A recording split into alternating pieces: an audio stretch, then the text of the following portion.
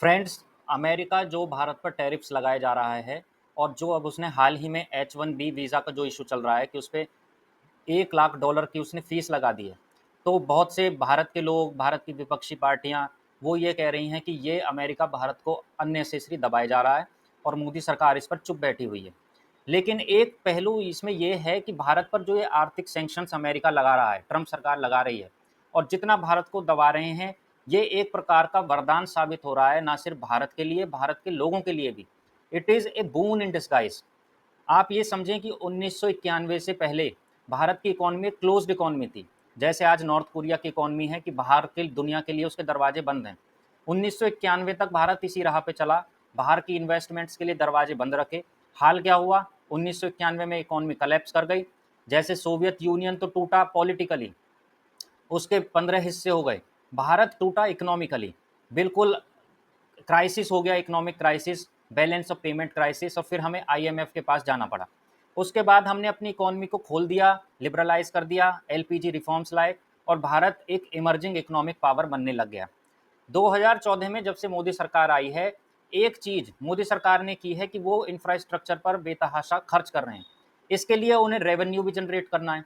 तो एक सॉल्यूशन उन्होंने ये ढूंढा कि टैक्स जो है जीएसटी के रूप में वो उन्होंने बढ़ा दिया, और वो इतना ज़्यादा बढ़ता चला गया कि उससे भारत के लोगों को ही थोड़ी तकलीफ बढ़ती चली गई उनकी। निर्मला सीतारमन जो फाइनेंस मिनिस्टर हैं, वो जब रिकॉर्ड्स बताती थी कि भाई इस बार 1.5 लाख करोड़ हमने जीएसटी वसूला, इस अगली बार हमारा रिकॉर्ड रहेगा हम 2 लाख करोड़ करेंगे। तो ये भारत की तरक्की में चाहे आप कितना ही खर्च करें, पर जो भारत के आम आदमी हैं वो हर्ट हो रहे थे इस चीज़ से। अब जो ये टैरिफ्स अमेरिका ने, ट्रंप सरकार ने भारत पे जितने लगाए हैं, जितने इकोनॉमिक स्ट्रेंगुलेशन वो कर रही है भारत का, उससे अब क्या हो रहा है कि अब जीएसटी में रिलैक्सेशन हमें देखने को मिली है। सारी गाड़ियां सस्ती हो गई हैं, 1 लाख से लेकर 3 लाख तक गाड़ियां सस्ती हो गई हैं। क्या अब ये कंपनियां घाटे में चली गई हैं? नहीं, क्योंकि ये जो टैक्स, जो एक्स्ट्रा टैक्स लगा हुआ था, ये सब तो सरकार का एक रेवेन्यू था। सरकार को तो इसमें लॉस है, पर क्या भारत के लोगों को या कंपनियों को लॉस है? नहीं है। अब तो बल्कि सेल्स उनकी और दुगनी बढ़ेंगी। जो गाड़ी मान लो वो पहले 10 बेचते थे, अब उनकी 20 बिकेंगी, क्योंकि उनके रेट ही बहुत कम हो गए, प्राइस बहुत कम हो गए। तो लोगों को तो बहुत ज़्यादा फायदा होने वाला है। आम जो ग्रोसरी की चीज़ें हैं उन पे जीएसटी रिफॉर्म्स, जो 2.0 आया है, टैक्स रिफॉर्म्स जो कम कर दिए गए टैक्स, उससे आम लोगों को बहुत ज़्यादा उसका कंज्यूम वो कर सकेंगे। तो ये एक बोन इन डिस्गाइज है, भारत के लोगों के लिए एक वरदान है। आप देखें अमेरिका की जो कंपनियां हैं, जैसे गाड़ियों की कंपनी है, फोर्ड कंपनी है, वो फोर्ड कंपनी भारत से चली गई। उसकी जो कितनी अच्छी अच्छी गाड़ियां हैं फोर्ड की, इंडेवर है, इको स्पोर्ट है, उनके इतने दीवाने हैं भारत में लोग कि अब वो गाड़ियां हैं ही नहीं। जिन पे वो हैं वो बड़े परेशान कि इनकी सर्विस कैसे कराएं। तो अब ये गाड़ियां भी भारत में आएंगी, सस्ते रेट पे आएंगी। तो एक तरीके से ट्रंप जो भारत के साथ कर रहे हैं उससे भारत का जो इकोनॉमिक एक रिफॉर्म है वो होगा और भारत के लोगों को उससे बहुत फायदा मिलेगा। चीन ने 1978 में इकोनॉमिक रिफॉर्म्स कर दिए थे। वो एक मार्क्सिस्ट कम्युनिस्ट कंट्री होते हुए भी उसने 1978 में कैपिटलिज्म को एम्ब्रेस किया, कैपिटलिज्म को गले लगाया। उसके बाद क्या हुआ कि चीन आज दुनिया की दूसरी बड़ी आर्थिक महाशक्ति है। भारत को इकोनॉमिक रिफॉर्म्स करने में 1991 तक का समय लगा, और उसके बाद 2014 से फिर से टैक्स बहुत ज़्यादा हो गए हैं। उससे क्या हो रहा है कि हमारे इकोनॉमिक रिफॉर्म्स जो हो रहे हैं वो भारत के जो लोग हैं उनको थोड़े वो हैवी पड़ रहे हैं, उनकी जेब पर वो हैवी पड़ रहे हैं। अब जो रिफॉर्म्स भारत कर रहा है कि अपनी वो आत्मनिर्भर भारत बनना चाह रहा है, अपनी खुद की वो 1.5 बिलियन लोगों की एक मार्केट बनाना चाह रहा है चाइना की तरह, कि हम भारत की, बाहर की जो कंट्रीज हैं उन पर ओवर डिपेंडेंट ना हो। जो हमारे प्राइम मिनिस्टर हैं नरेंद्र मोदी जी, वो बार बार कह रहे हैं कि हमें अब भारत की जो ओवर डिपेंडेंस है बाहर की कंट्रीज पे, वो खत्म करनी होगी। खुद की एक इंटरनल मार्केट बनानी होगी 1.5 अरब लोगों की, जैसे चाइना की है। खुद का सामान बनाओ, अच्छी टेक्नोलॉजी प्रोड्यूस करो और खुद के लोगों को बेचो।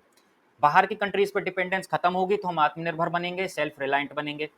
और इन्वेस्टमेंट भी खोल के रखनी है, टैक्स भी कम रखने हैं, उससे भारत के लोगों को बहुत फायदा होगा।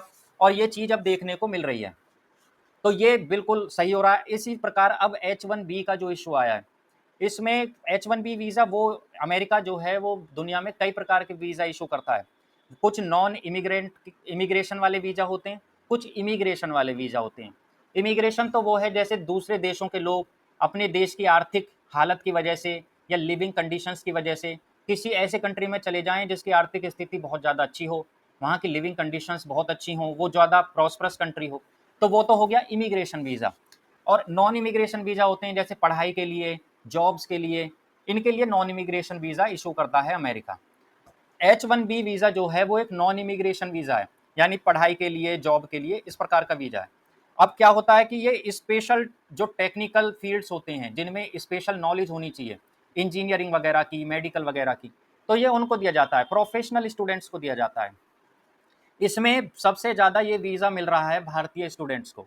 अगर 100% वीज़ा इशू अमेरिका कर रहा है, उसमें अकेले 70% तो भारत के स्टूडेंट्स ले रहे हैं इस वीज़ा को। चाइना जो दूसरे नंबर पे है, वो केवल 15-16% उनके बच्चों को मिल रहे हैं। तो यहाँ पे ये देखने को मिल रहा है कि चाइना अपने बच्चों को अमेरिका और यूरोप नहीं जाने दे रहा है। जो टेक्निकल फील्ड्स हैं, उनमें वो उनको नहीं जाने दे रहा है बाहर।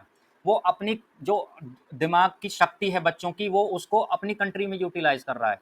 और खुद वो टेक्नोलॉजिकली एक बहुत एडवांस कंट्री बनता जा रहा है। भारत ने फ्री हैंड दे रखा है कि जाओ बाहर के कंट्रीज को सर्व करो। वो वहाँ चले जाते हैं और उसके बाद कुछ समय बाद वो इसी वीज़ा के नाम पे वहीं जाकर बस जाते हैं और वहाँ शादियाँ कर लेते हैं, सिटीजनशिप ले लेते हैं। तो भारत का जो ब्रेन ड्रेन है वो बहुत ज़्यादा है। अब H1B वीज़ा की जो मार है सबसे ज़्यादा वो भारतीयों पर ही पड़ेगी। हम ये भी कह सकते हैं कि ट्रंप भारत को ही हिट कर रहे हैं हर तरीके से, चाइना इसमें कहीं भी हिट नहीं हो रहा है। लेकिन जैसे मैंने पहले कहा कि ये एक वरदान साबित होगा भारत के लिए। जब भारत का जो टैलेंटेड स्टूडेंट है वो यहीं पर रुककर अपने देश को सर्व करेगा, यहाँ की टेक्नोलॉजी को बढ़ाएगा, यहाँ की रिसर्च को बढ़ाएगा, तो तभी इंडिया एक टेक्नोलॉजिकल पावर बनेगा। जैसे जापान है, चीन है, अमेरिका है, इस प्रकार की टेक्नोलॉजी पावर इंडिया तभी बनेगा जब वो अपने स्टूडेंट्स को अपने पास रखे, ब्रेन ड्रेन ना होने दे। और इस सब चीज़ों को करवाने में ट्रंप बहुत भारत की मदद कर रहे हैं। हमें लग रहा है कि वो भारत को दबा रहे हैं, लेकिन इससे भारत का बहुत भला होने वाला है। खुद मोदी जी अब इस चीज़ को रियलाइज़ कर रहे हैं कि भारत अपने टैलेंट को खुद इस्तेमाल करे, अपनी इकोनॉमी को खुद बढ़ाए, आत्मनिर्भर बने। तो बहुत बढ़िया ट्रंप जी, आप जो कर रहे हो उससे भारत जो एक सुपर पावर बनना चाहता है, उसमें आप मदद कर रहे हो इंडिया की। तो धन्यवाद दोस्तों।